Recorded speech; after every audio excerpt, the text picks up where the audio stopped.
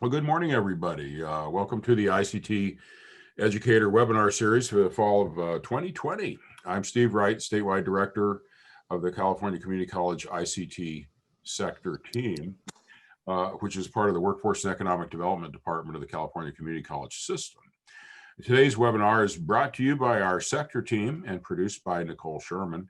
And our guest speakers all volunteer their time for the sake of the student success in our system. You know, we started this series a long time ago, even before the COVID thing, thinking people would rather come to see us once a week than go to a conference. But we used to always go every winter to the Winter ICT Conference. And of course, this year they're virtual, but it's still going to be in the beginning of January 7th and 8th, I believe. And so you might want to sign up for that. Wonderful training opportunity for a lot of the disciplines. So go on the site and take a look at what they're offering. Just to remind you, on our website, we keep all of the webinars that we produce. There's over 35 recorded webinars now, all edited, all my oohs and ahs are taken out, they're chapterized, transcripted, along with the PowerPoint presentations and other relevant links related to their topics. We've had wonderful people talk to us with very special expertise. And our faculty consider this a great resource for class use, labor market information for grants they're writing, and other research. And today's webinar will be posted probably in less than a week, in case you want to share it with other folks. In the next few weeks, we're going to go ahead and look at the competency-based education, CBE. That's not to be confused with CBD, which is something you rub on your arthritic wrist. But this is a work that was done for the Chancellor's Office, and is going to give them some guidance on how that's implemented. Competency-based education, it sounds pretty common sense, but it's always hard to do those things in a bureaucracy. They're going to be looking at digital media dual enrollment. Always good to see how high schools and our colleges work together. And then we're going to be looking at the Cisco Academy, some updates on their DevNet program and training that's going to be offered. But today is going to be interesting. I'm really excited about it. I think a fundamental aspect of what we all do is tying into student motivation. And why do people learn? How do they do it? And on their own and online and without us? How does all that happen? And I've been following Corey on Facebook for a while. I went out and got his book, okay? And I'm really excited to have Corey here today because he leads an amazing group of self-taught programmers. I'm going to turn it over to him and his screen right now to tell his story. And he should give us some insight, and we'll be looking forward to questions and some good dialogue toward the end of the hour. Thank you. Take it over, Corey.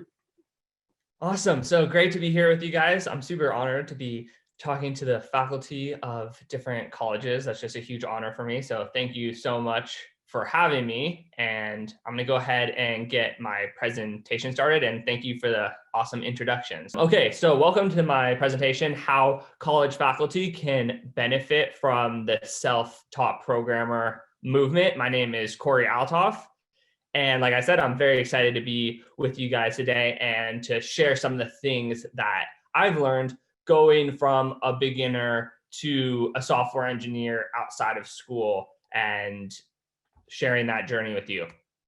So I did go to college. I went to Clemson University in South Carolina. Actually, originally I went to the University of San Diego, so a school in California. But then I decided that I wanted to transfer, and I transferred very far away. I'm born and raised in actually the Bay Area. And so I went very, very far away, which my parents were not happy about. But so I went to South Carolina, and in college, I did try to learn to program, but unfortunately I failed. I dropped the class. I found it super intimidating, and I dropped it pretty quickly. I would say within the first maybe week, I dropped the class. And in general, I struggled in school. I failed math when I was in college, and I actually switched majors. Originally, I was a business major, and I switched to political science because I was having so much trouble with the math requirements, which I think now is helpful because I can relate to students that are struggling. I wasn't some student that went to Harvard and got straight A's and, people look at me and say, oh, obviously he was able to teach himself how to program and become a software engineer. I can relate. I struggled in school. I failed math. And so that has helped me to understand where students are coming from that are having difficulties learning, especially learning programming. So after I graduated from college, like I said, I majored in political science. I struggled to get a job. I felt like I didn't have the skills that employers were looking for, and I just really struggled to get hired. I wasn't getting interviews, and it was all a pretty frustrating experience for me. So because I could not find a job, I decided to try to learn to program. Now, I had tried to learn in college and had not succeeded, but I decided to give it one more chance. I had moved back to Silicon Valley at this point, and being surrounded by it, sort of, everyone here programs. So I thought, you know what, I'm going to give it another shot, and I'm going to try to teach myself how to program outside of school. So I bought all the books and courses. This is actually the first book that I ever bought. It is called Think Python, and it's a great book. I really love it, and it teaches Python in a pretty straightforward way. So I dove into it. I bought some courses as well to supplement that, and I got right to it learning. And I had a little bit more success this time. I was able to write my first program and make some great progress. And after self-studying for 6 months, I ended up getting my first interview, and it was at a company called Eat Club. My friend arranged it. So I got on the phone, I did the interview, and I was super excited and nervous, and I completely bombed it. It was terrible. My friend he said, got the feedback after and was just like, I thought you knew what you were doing. Like the software engineer I interviewed you said you were terrible, all this. So that was definitely a humbling experience, but I was still very, very excited that I even managed to get the interview. So eventually I ended up working as a software engineer at eBay after hitting the ground and just studying more. So the whole process took around a year of self-study at home. And I got my first job as a software engineer at eBay. I couldn't believe it. It was pretty incredible, going from not knowing how to write a single line of code to 1 year later working at eBay, a company in Silicon Valley with a very long history. Everyone knows eBay's name. It was really cool. And it was pretty crazy because I was on a team of people that all went to top colleges. There's people from Berkeley, people from Caltech, just people. There's a very, very elite group of people, and here I am, this self-taught programmer who majored in political science, and so it was very humbling. I had a lot to learn, and I learned a ton on the job. I definitely was not prepared enough, but I did manage to get the job, and that was really cool. So I decided to write a book about my experience. After leaving eBay, I went and I worked at a startup. And after that, that's when I decided to write my book, The Self-Taught Programmer. And my goal was to give people a roadmap to do what I did, to follow the path that I took to go from a complete beginner to a software engineer. Because the thing that was frustrating to me when I was learning how to program professionally was all of the resources, the books and the courses and all of that, they focused on how to learn how to program. But in my journey, I discovered there was a lot more than that you need to learn to become a software engineer. So things which I'll cover later, but things like version control and stuff like that the resources that were available, they didn't cover these kind of things. And so I wanted to write one book that wasn't just about learning to program, but it was about learning to program and everything else that you need to learn to get a job as a software engineer, including how to interview, that sort of thing. So I wrote my book, and to my disbelief, it has now sold more than 100,000 copies worldwide, which has been just beyond my wildest expectations. It actually ended up becoming a hit in Japan, which was super cool. I had the opportunity to go to Japan and give a keynote speech for PyCon Japan last year. And yeah, it's just has created a really cool community over there of people in Japan that are interested in my book. I then created a Udemy course, which now has 80,000 students. And that is a great community as well. And I also have my original community, which is my Facebook community called Self-Taught Programmers, which has 55,000 members, and it's super active. It's been around for 4 years, and people comment and post every single day. And it's a great place to go if you want to teach yourself how to program. And it's filled with people that are learning, but it's also filled with people that have successfully made the journey from complete beginners to employed software engineers. And it shows people that you don't necessarily have to get a college degree, which is maybe not what you guys want to hear, but that you don't have to get a college degree in order to be a programmer. But we also have surprisingly a lot of students that are going through college classes in this community. But we have everyone from principal software engineers to junior software engineers, people at all different levels that have achieved success as programmers going sort of this alternative path.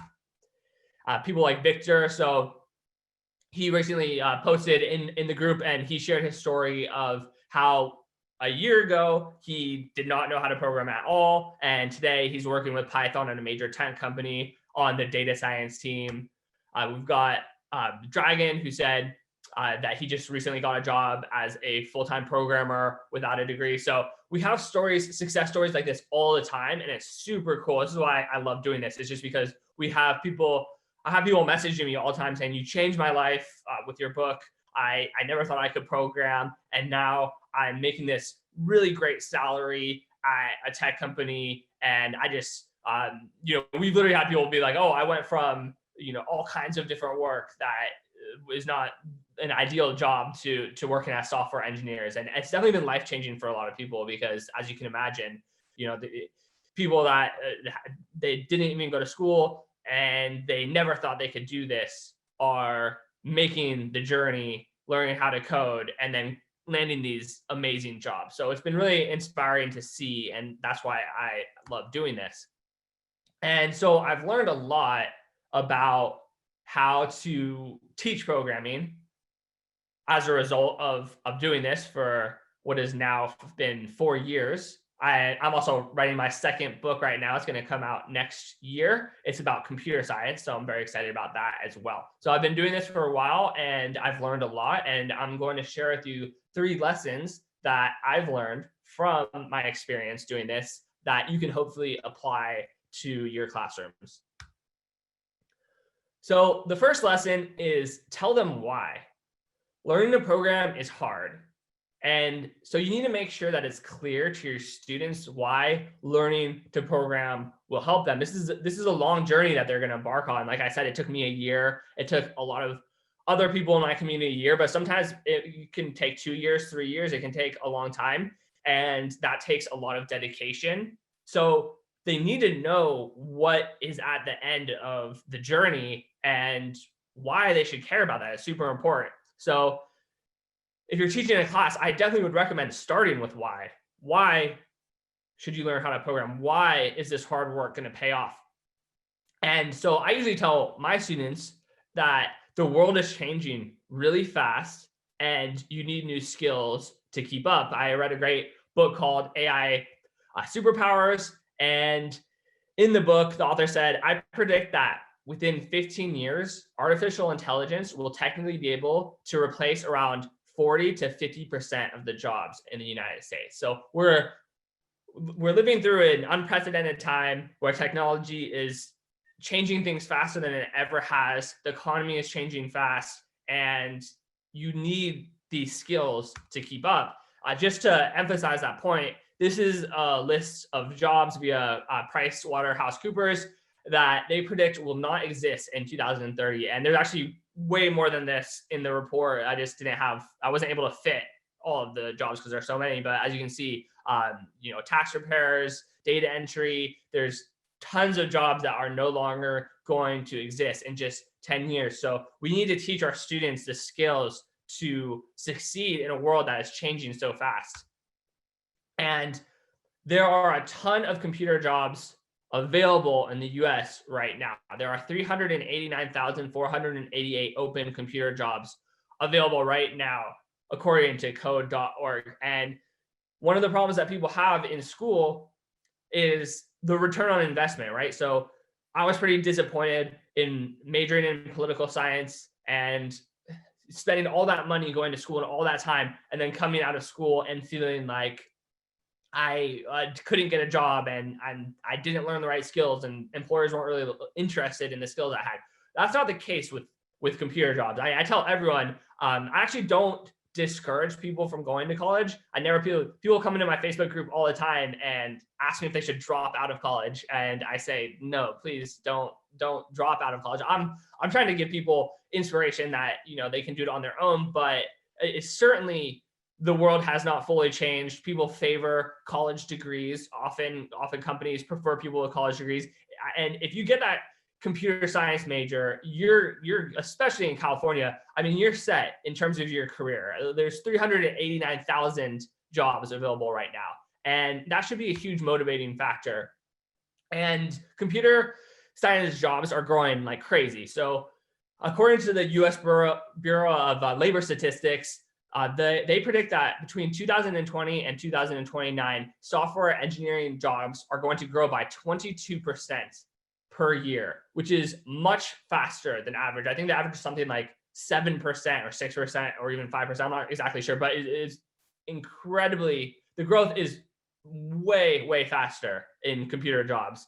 And even if your students don't want to major in computer science or they don't want to become software engineers, that's fine. I still think that they should learn how to program, because according to a report by Burning Glass, nearly half of all high-income jobs, defined as those paying over $57,000 a year, commonly look for programming skills when hiring. So I have a lot of students myself that they have no interest in becoming software engineers. They are architects or they're scientists or any other number of professions, but they know that they're going to be favored in the job hunt when they can program, because more and more employers are requiring that you know how to program. Even in design, even in finance, it's becoming especially prevalent.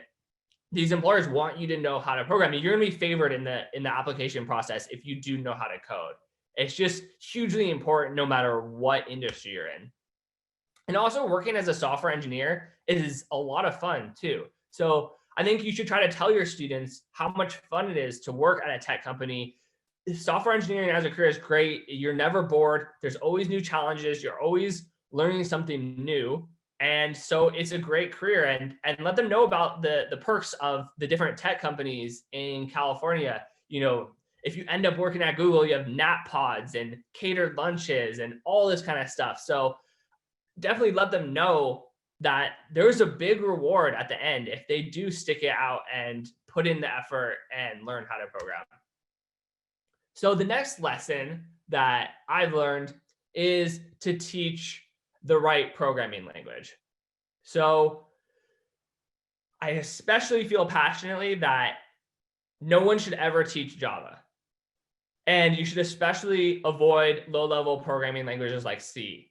To beginners, that's to clarify. I don't think that you should never teach it, but as a first programming language, I feel very strongly that teaching a language like Python, which is what I recommend, can make the difference between success and failure. And unfortunately, schools often teach low-level languages, and I really think that it's beyond dispute at this point.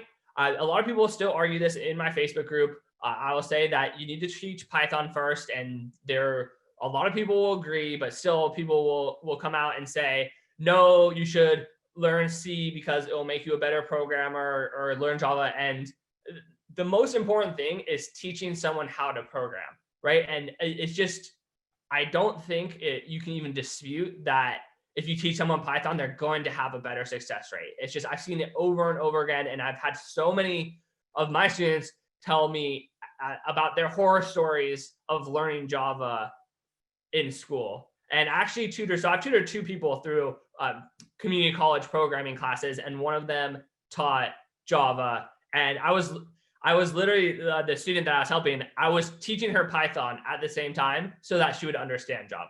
It's just, it's a disaster.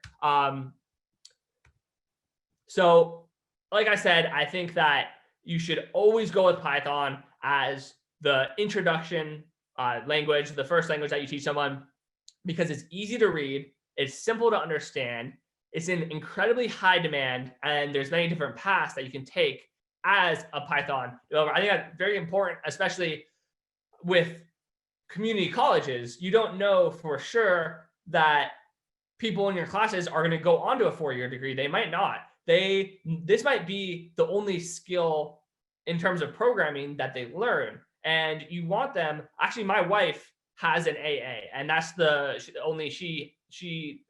her highest education. She didn't end up going to get her bachelor's degree. She got her AA. She was happy with that. She was happy with what she learned.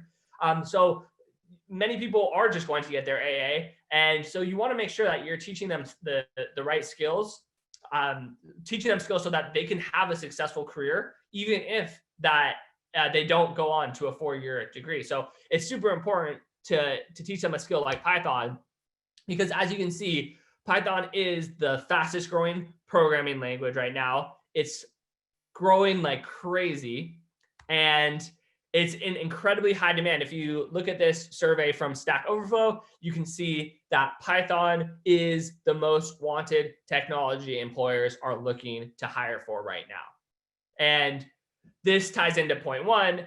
When you let your students know this kind of stuff, it will motivate them to continue on the journey and not give up. So one more just motivating factor, which ties into my first point, is that Python developers are paid very well.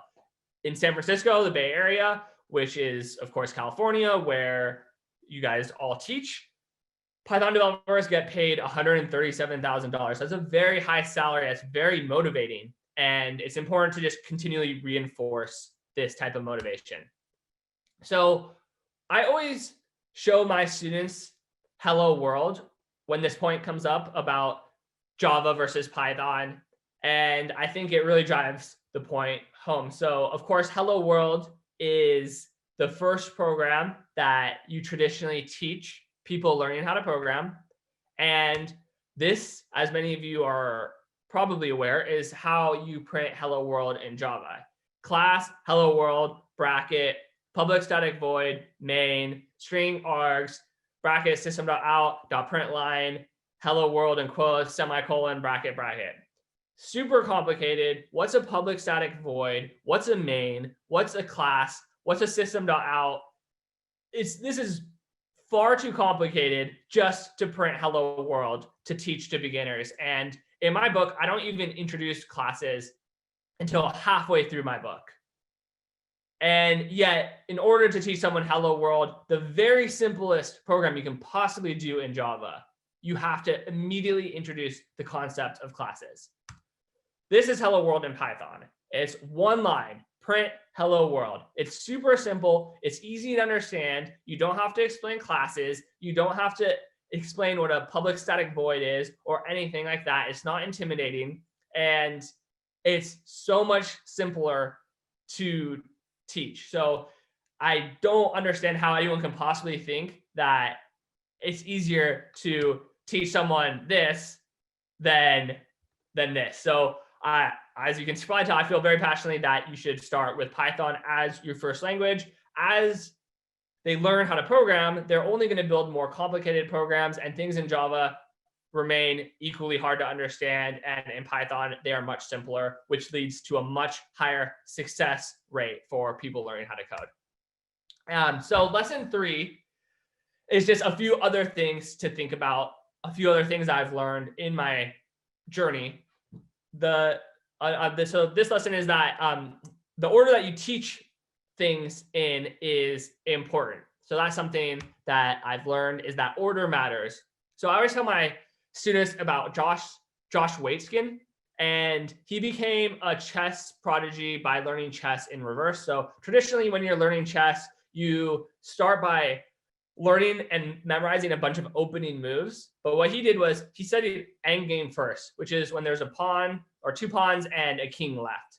And by changing the way he sequenced his learning, he was able to go on and become a world chess champion. And I tell my students that you can do the same thing with programming to increase your odds of learning to code. So something that I've seen at universities, maybe not every university does this, but often I see that they teach a lot of theory and computer science before and math before they teach you how to program. And I think that's a big mistake. So universities cover things like binary and compilers and operating systems and discrete math and calculus and all this stuff before they teach you how to write programs. And that's a big mistake, because writing programs is a lot easier than all that stuff. Writing a Python program is not nearly as hard as calculus, and it gets you addicted. Also, depending on what career path you follow, you might not need to know all that stuff as much. For instance, I never had to do any math my entire time working as a software engineer, and I've talked to tons of software engineers who say the same thing. And I'm not saying that math is not important. I'm just saying, when you tell someone that you need to learn calculus before you can learn how to program, A, that's just not true. And B, it discourages people. It really discourages people. So why do that? There is a time and a place to learn all this stuff. But honestly, I probably could not pass a calculus class right now, or certainly I'd have to study a lot. Yet I could go out and get a job as a software engineer. I've never one time had in an interview have someone ask me a question about math. So I'm not saying that colleges should change their entire curriculum. If you do want to go out and get a job at Google, it's very important that you learn math, and study all this stuff. But think about the order that you're teaching stuff. Get people writing programs, which is really fun and gets them addicted. And maybe then they'll be motivated to go out and learn all this other stuff, which is harder. So for self-taught programmers, I focus on teaching very practical stuff that you're going to use in practice on the job. So I encourage students to focus on learning to program in Python, learning programming styles. I focus on OOP, which is object-oriented programming. Also, they should focus on learning programming tools, things like version control and regular expressions, which are going to come up a lot on the job. And then to study computer science, specifically focusing on data structures and algorithms, because that's what I'm writing my book about right now. And 99% of the material in a technical interview is going to cover data structures and algorithms. So that's super, super important to study that. And then I also teach people how to actually get a job. So I have this method called climbing the freelance ladder to get a job that I'll share with you in a little bit. But I think it would be really cool if you guys taught in your classes how to actually get a job. What does it take? How can you get a job with no experience? And so I'm not saying colleges should change their entire curriculum, but the key takeaways are: focus on having your students write programs first, and then maybe emphasize some of this practical stuff more than theory and math. So things like programming styles, programming tools, that kind of stuff, how to get a job, maybe emphasize that a little bit more or consider it. I think that coding should be taught as a craft. So you wouldn't teach a car mechanic by quizzing him or her. And I don't think you should quiz people in programming. So while I was teaching, or rather tutoring, 2 students through community college classes, I was frustrated by the amount of quizzes. I felt like they were a pretty big waste of time and they didn't accomplish anything. One, I hate to break it to you, but I think your students are probably Googling the answers and that they're all available on the internet. And I know that there's technology with browsers to stop that. But you can just go in a different browser. I'm not saying I would never do that, but I have a feeling that maybe a lot of people perhaps are doing that. And I just don't think that encourages a love of learning. And you're really never going to be quizzed as a software engineer. Someone like, oh, they were all the quizzes I took were all like just trivia about Python. And I don't think that's very useful. And I don't understand why you would focus on quizzing students when you can focus on projects. So, you give someone a quiz, they can just guess, or they can Google the answers or whatever, or they can just memorize the answers without actually really learning. But you can't do that with projects. So if you have your students build projects, they're going to become better programmers. It's fun. I think that building projects, especially in Python, are a ton of fun, and it gets students addicted to learning, and it makes them really love programming as opposed to just regurgitating quizzes that they're not really interested in. I think that you should specifically focus on teaching your students how to build games. So I teach Hangman and War and Mad Libs. I don't have poker in my book, but I think that'd be really cool. So if any of you want to add poker to your curriculum, I think it'd be cool to have your students build a website with a little UI that deals cards and lets you play poker. But in any case, just focusing on games is a great way to make programming fun. And once a student completes that first game, they're really going to get it. I think they're going to be hooked on programming and see, wow, this is really fun, and they're going to want to learn more. I think it's also really important to do code reviews. So a code review, if you're not familiar, is the process of having a more experienced programmer read your program and give you feedback on how you can improve.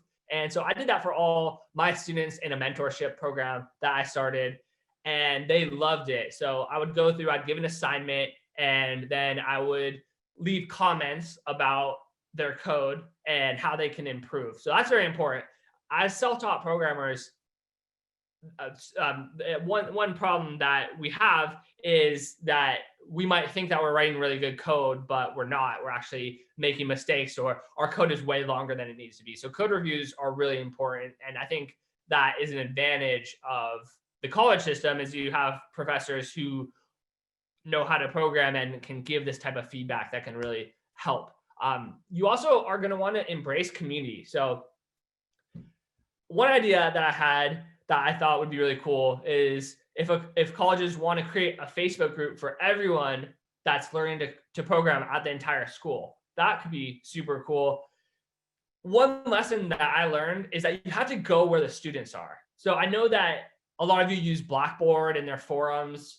There are forums on there, but no one is logging onto Blackboard in their free time. So I originally actually had my group as a forum on my website, and it did not work out because people don't just go to my website for fun, but they go to Facebook for fun. And so once I switched the forum from my website to Facebook, that's when it really took off, because everyone just uses Facebook in their free time, and it appears, things from my group appear on their feed, and it's just more natural. And so you have to go where the students are. So it doesn't have to be Facebook, but there's a lot of options. You could create a Slack channel, or those are getting really popular, or look at different social media networks. But you have to go where the students are if you want them to create and form a community. So another thought is that it'd be great if colleges could prepare students for technical interviews. So I actually think this is something that colleges do particularly well, because they do focus a lot on computer science and data structures and algorithms. But I just wanted to remind you that a lot of college students get out of school and they can't pass a technical interview. So it's very important that students understand data structures and algorithms. They should be able to pass FizzBuzz. If you're not familiar with that, it's a programming question that they say 99 out of 100 applicants for programming jobs fail. I don't know if it's exactly that high, but it's basically, the question is, can you print the numbers from 1 to 100? And if the number is even, you print or if it's a multiple of 3, you print Fizz. If it's a multiple of 5, you print Buzz. If it's a multiple of both, print Fizz Buzz. So your students need to be able to answer questions like that when they are preparing for their technical interviews when they want to get hired. And I also think it would be amazing if you could teach them how to get hired. So I came up with a concept called climbing the freelance ladder that I think can help people get hired. I teach that in my course, and a lot of people have had success with it. If you're not familiar with freelancing, a freelance programmer is a person who does contract coding work for different companies. And climbing the freelance ladder is essentially a way to build experience. A problem that a lot of my students have are they know how to program, but they're applying to jobs and not getting hired because they don't have any experience. So this is a way of using freelancing to build more and more experience in order to solve that problem. So basically, students can pick a freelance platform. There's one called Upwork. Other options are Freelancer and Fiverr. And then start with easy projects like web scraping. If you're not familiar with web scraping, it basically means writing a program that can harvest data from the internet. So there's tons of jobs that are $5 jobs, $10 jobs, $25 jobs on these types of websites. And so I suggest that students go on Upwork, they look for web scraping jobs, and they complete a $5 project. And they focus on getting positive reviews. Landing 5-star reviews will help them land more and more projects, which allows them to go from $10 projects to $15 projects to $20 projects to $100 projects. Pretty soon you're doing $1,000 projects, and then maybe you get a 1-month contract and a 2-month contract. Then you can put your experience on LinkedIn, and sometimes recruiters will even come to you. So that's what happened. This is the method that I learned to get, or that I used to get hired. I freelanced. I built a bunch of experience. I didn't apply to jobs with no experience. By the time I was ready to get a job at a traditional company, I had all this experience doing freelance work, which I acquired by climbing the freelance ladder. And actually, the recruiter from eBay ended up reaching out to me. So here's just a message I received from the team at Tesla asking if I was interested in working at Tesla. So as you can see, I just wanted to show that this method does work, and my students have had a lot of success with it. So, traditionally colleges don't teach this kind of stuff, but I think it'd be really cool if you did. So here are some resources that I put together that your students might be interested in. The first is the Self-Taught Programmers Facebook group, which of course I've talked about a lot, but as I said earlier, you don't have to be self-taught programmer to join it. We have tons of college students in there, and you can go ahead and get help if you are stuck on a coding question, or if you just want a sense of community. It's a great place to do that. Stack Overflow, of course, is another great place to get answers to your questions. And so it's basically a website that you can go to ask programming questions. Code Newbie is pretty cool. So that is an organization that's dedicated to helping new programmers. And so I think it's Wednesday or Thursday, you can go on their website, codenewbie.org. You can use the hashtag CodeNewbie on Twitter, and they have thousands of people just talking about programming, mostly new programmers, just having a general conversation on social media. So that's pretty cool. There's a Learn to Code with Me podcast that focuses on new programmers, and your students might be interested in listening to that. And there's also the Learn Programming subreddit. So that's a section of Reddit that's dedicated to people that are teaching themselves how to code, and I think they have 1 million people in there, so it's pretty popular, and that's another great place. So I hope this was helpful for everyone, and let me know if you have any questions. And it was great getting a chance to talk with you all, and thank you for giving me this opportunity to share some of my thoughts and to share what I've learned. So thank you guys so much. Wow, Corey, that's incredible. I mean, just looking at the chat and seeing some of the things people said, I know you hit a lot of important notes. We'll give everyone a chance to put questions in the chat box if you like, or we'll open it up for other questions in just a second. I just want to make a couple of comments. The last slide, you listed some resources, and I thought, well, that's good. Everybody should know about those. But then I started thinking, how often do those resources change? I mean, not long ago, everyone was telling me, hey, you got to go on GitHub. That's where everything's happening. Do you see these resources, changing over time? I mean, or is it static, or what do you I'm sure tell? that they'll change over time, but some of these have been around for many years. And yeah, so I don't think, but a lot of people still use GitHub. It's pretty popular. So I don't think it's going to change too fast. I'm sure there'll be new things. I'm sure in 3 years from now, I'll be, oh, and you also have to check this out and check this out. And I'm sure I think that this is only growing. So more and more people are learning how to program, and the amount of resources really has been taking off. So I think that if anything, there's just going to be more resources to present to people. But I still think they'll be useful. Now, yeah, I like that part about I would call it the bootstrapping, freelancing job piece. It helps people know that they can get some experience instead of that big gap waiting for the first job. But how important do you think it is that they have hybrid skills? You mentioned there's a lot of opportunities in finance these days. Should somebody, would they be in a better position if they were learning Python and they also knew a little bit about finance or automotive or anything like that? Or can you just kind of start with just the programming? Yeah, so I think it depends on what your goal is. If you want to become a software engineer, that's your primary objective, I would recommend just sticking to that, because there's so much to learn there that if you throw another subject on top of that, it's just probably overwhelming. But if if if your goal is that you want to get into architecture or finance and you just want an edge because of programming, then yeah, I mean, I think that's great. And also another point is, if that is your goal, say you want to go into finance and you're just learning programming, then you really shouldn't learn any of the computer science or the theory or the math or the calculus. That's another point. Is just, it makes absolutely no sense if someone is going into finance and they just want to be able to program to automate some stuff. They really don't need to learn any of that stuff, and that's when it's especially important not to intimidate them with calculus or anything like that. One more thing I'll say is that I mean, I definitely think that combining multiple skills is a way to become successful. I read this book where the author was actually the creator of Dilbert, and he was talking about how if you want to become the top 1% in the world at something, it's really difficult. It's like, say you want to become the 1% of the best programmer in the world.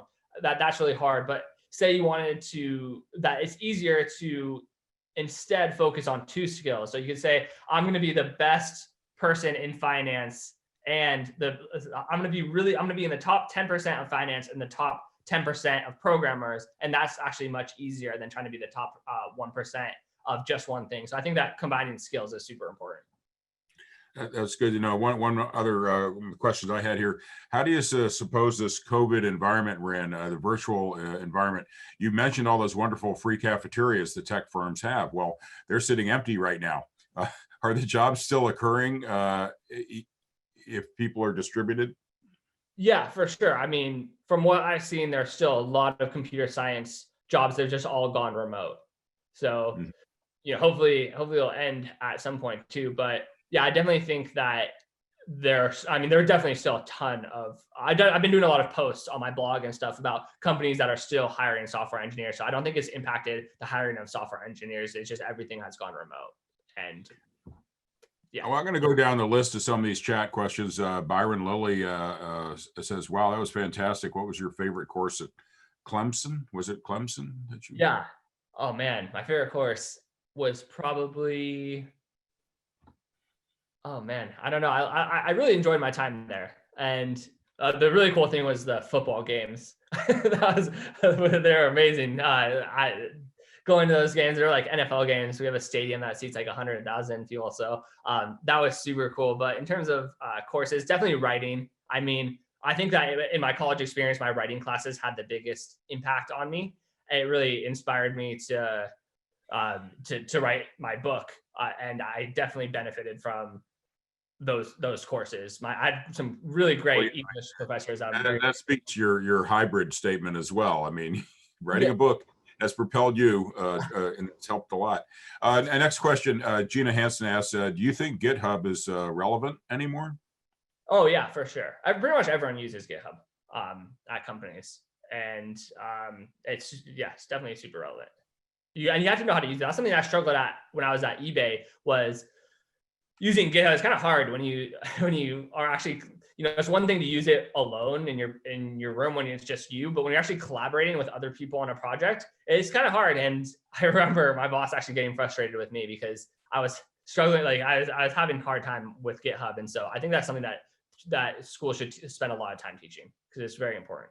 I mean, whether it's GitHub or another form of version control definitely is not going away anytime soon. And it's what programmers use to collaborate on all of their projects. So it's very, very important.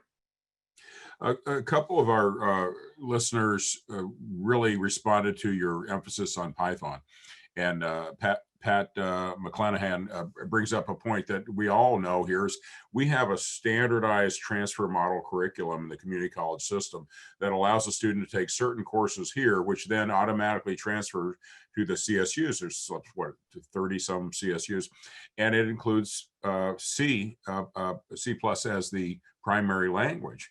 And what you're saying kind of is music to their ears, but we'd love to get the 4-year CSUs and shake them and say, hey, maybe that's not the right thing.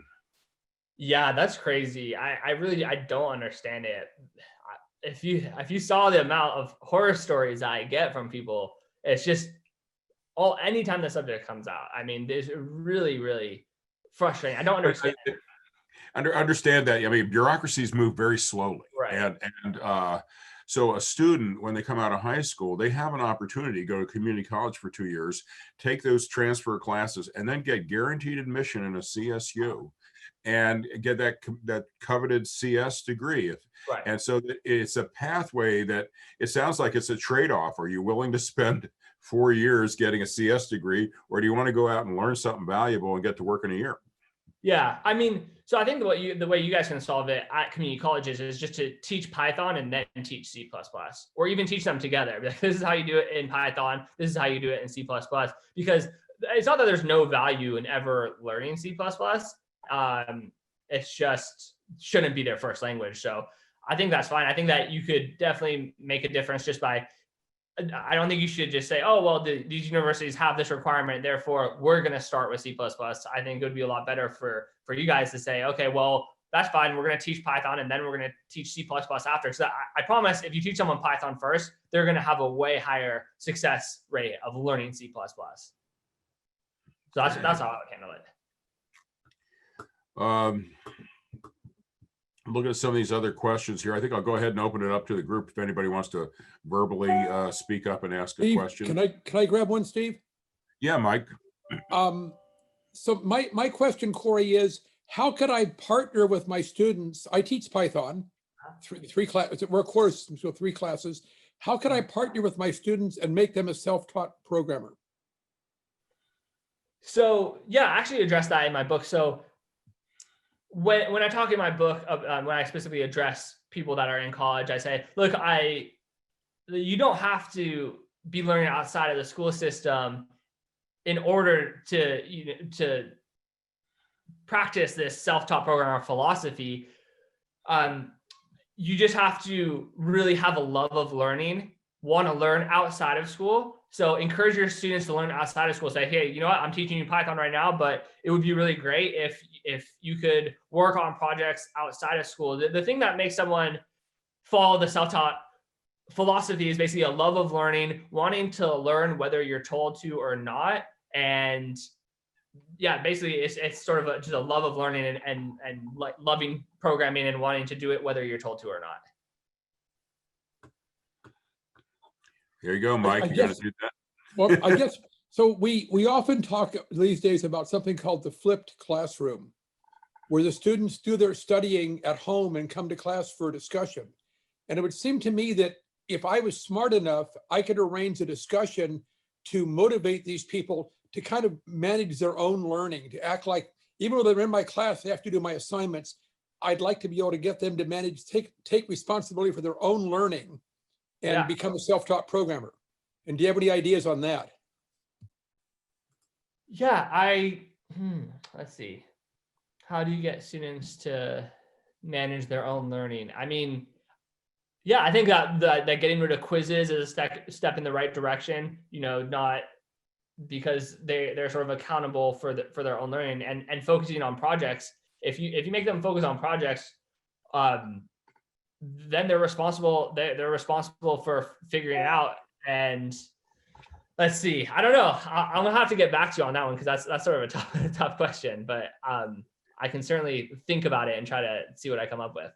Thank you. I think it's a tough one because the motivating effect of learning on your own versus being in a classroom. And I think that's what we're trying to explore here. And that's a great question, Mike, because we are asking ourselves, how can we latch on to some of these ideas, Corey, that you've been using and somehow enlist them in the classroom? I see a question popping up a couple of places here on hackathons. What's your thought about hackathons? Oh yeah, they're really cool. I'm getting ready to host one right now. There's this company called Monday.com. I don't know if you've heard of them, but they're doing a big Tesla giveaway for programmers that write an app for their new app store. And so I think I'm going to be hosting a hackathon for them. I don't know how a virtual hackathon is going to work, but it might be something like this where everyone's on Zoom and they're just kind of hanging out and building apps for this contest. So I think they definitely have potential still. It's of course nicer to be able to have pizza and be in person, but I think hackathons definitely are a very cool way. I think that'd be cool for colleges too. I mean, I guess that could be an answer to your question. If you guys host a hackathon and have your students come and it's not mandatory, then that is taking control of your own learning because you're going out and doing something and participating in something that's not required, but is making you a better programmer. We're also seeing some questions about how do you start in Python. There's Code Academy and other places, and of course there's your book. I mean, I started thinking that myself. So, okay, if I want to get started on this right now, what do I do? Do I just pick up the book and start reading, or do I go online? You got this. You have an online class as well, right? Yes. Yeah. So I have a Udemy course and the book, and they're both meant for absolute beginners. So I assume no prior programming knowledge. And that's actually, okay, one thing that I think I did well was that other programming resources don't do as well, is they assume that you know all kinds of stuff. And I never, in my books, I try to assume that no one knows anything. But I think that's very helpful because if you just assume, for instance, very basic math, I don't assume people know very basic math. And I think that's helpful because a lot of people do, but some people don't. And so I targeted towards ultra beginners, where I'm going to explain to you what modulo means. I'm going to explain to you what, all that kind of stuff means, and not assume that you have any sort of prior background in coding, which I think is helpful. And other resources. So there's my book, my course, and then of course, yeah, Code Academy is a big one. There's edX. I built a website called codinglist.com that lets you filter by Python or Java. It has like 100 filters, and then it shows you different courses. So that's another resource you could check out if you're interested. But Udemy is great. I mean, they usually have sales, and they're usually like $15. And Coursera is really great as well. So, seeing a few questions about open source computer science degrees like Linux or others that are out there. How do you feel about the whole online industry and training right now for computer science and coding? I'm mostly familiar with the Udemy's and the Coursera's and that sort of thing. I mean, I think Udemy is great. It empowers anyone to go out and create a course. And if any of you want to create a Udemy course, that could be pretty cool too. I think it'd be that could be interesting as well, because I know a lot of you have developed your own curriculum, but I think it's cool that it empowers people to teach on a massive scale. I definitely never before would have been able to reach 80,000 students. It's actually only created my Udemy course 1 year ago. So 80,000 in 1 year is a pretty crazy reach. And, platforms like Udemy make that possible to teach on a massive scale. So I think that's definitely the general direction that things are going. Very cheap online courses distributed to huge amounts of people, and then forming communities based on those courses. I know Colt Steele is another Udemy teacher, and he has a really big Facebook group.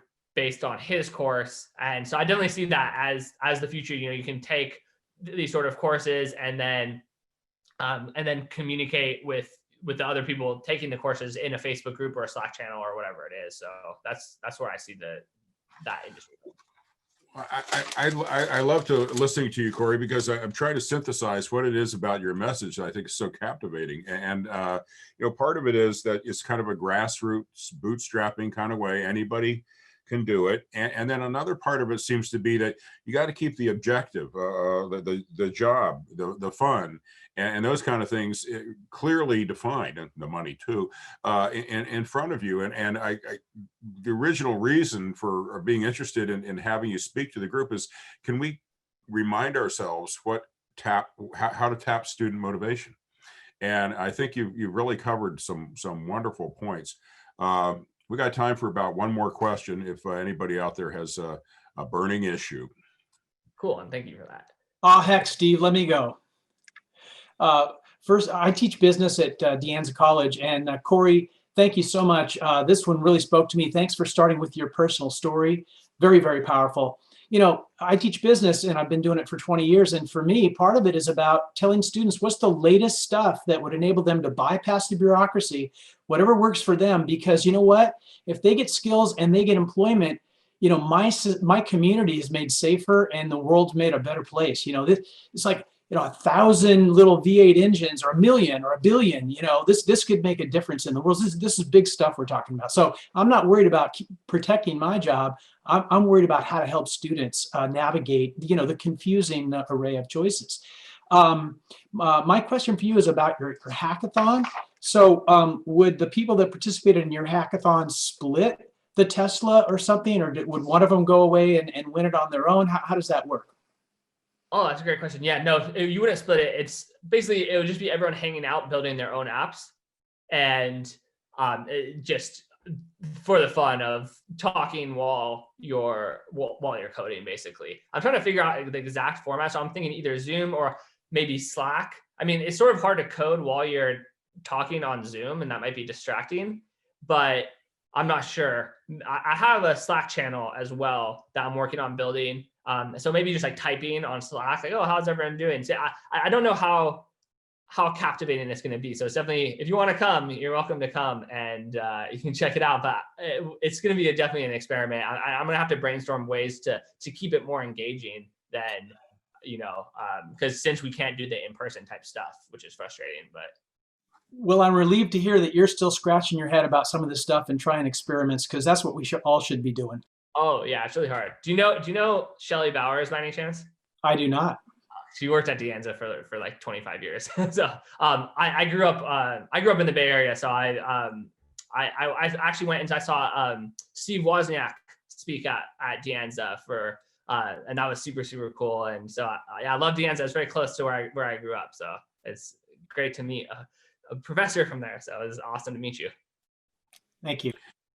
All right, we're going to wrap it up there. Thank you, Bart, for that last question. And thank you once again, Corey, for just a fascinating discussion. To everybody on the call, this recording will be put together, and probably in less than a week, you all get a notice that it's available. Nicole's great about getting all that stuff done for us. And thank you, Nicole, for producing this. And we'll see you all again next week, 10 o'clock on Friday, for the next ICT Educator Series.